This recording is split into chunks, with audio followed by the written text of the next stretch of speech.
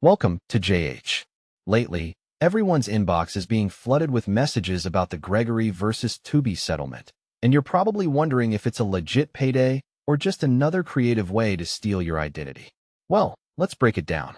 Tubi, the streaming service we all use when we're too cheap for a subscription, was accused of sharing user data with advertisers without asking first.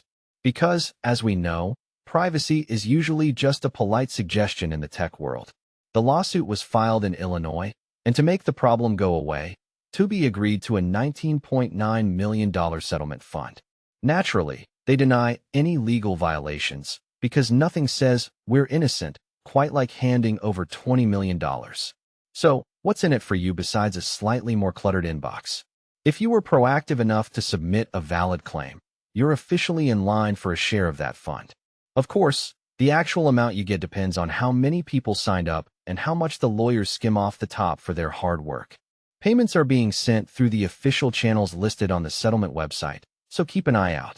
Believe it or not, this is actually happening. Users on Reddit are already bragging about receiving their funds. If you see an email from the official settlement administrator, don't delete it. It's one of the rare occasions where a free money email isn't a total disaster. This settlement also forces Tubi to play by the rules and stay transparent under court supervision, which is a nice sentiment until the next loophole is found.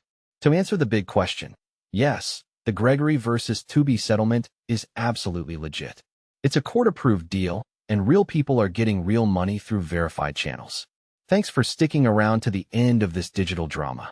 If this helped you clear up the confusion, go ahead and hit that subscribe button for more updates on legal settlements, consumer news, and other ways to keep the corporations in check.